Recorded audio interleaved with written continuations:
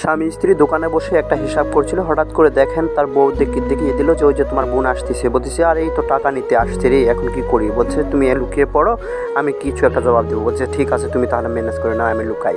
এই যে লুকিয়ে পড়লো, দেখেন ভাই তার বউ কীভাবে আছে। বলছে ভাবি কেমন আছেন? বলছে ভালো আছি। ভাইয়া কোথায়? বলছে তোমার ভাইয়া তো এখন নেই, সে তো শহরে গেছে একটু মাল কিনতে। বলছে ও তাই? ভাইয়ার সাথে তো আমার একটা জরুরি কথা ছিল। বলছে কি কথা? দেখেন ভাবি বলছে আমাকে বলে যেতে পারো তোমার কি কথা আছে, আমি এসে আবার বলে দিব।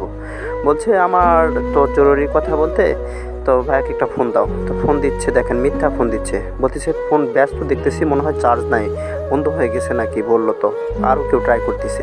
বলছে কি বলা, তুমি বলে যাও, আসলে বলবো। বলছে এই যে হাতের থেকে আংটি খুলে দিয়ে বলতেছে এই আংটিটা ভাইকে দিয়ে দিবে। কালকে ভাইকে ফোন করেছিলাম, 300 টাকা আমার প্রয়োজন, একটু ফি দিতাম পরীক্ষার। তো ভাই বললো যে আমার কাছে টাকা নাই, ব্যবসায় লস যাচ্ছে।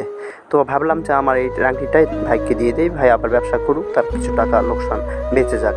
ভাই বলে কথা। তখন ফোন চলে যাচ্ছিলো, আর ভাই উঠে দেখেন বলছে সাজিয়া। বলছে আরে ভাইয়া তুমি বলে নেই। বলছে আমি আছি, এদিকে আসো। আসলে বোন তুই আমাকে ক্ষমা করিস, তোর মন অনেক বড়, আমি ভুল করেছি, তোর ভাবিকে এটা বলেছি। দেখেন ভাই ভাইয়ের প্রতি কীভাবে ভালোবাসা বোনের।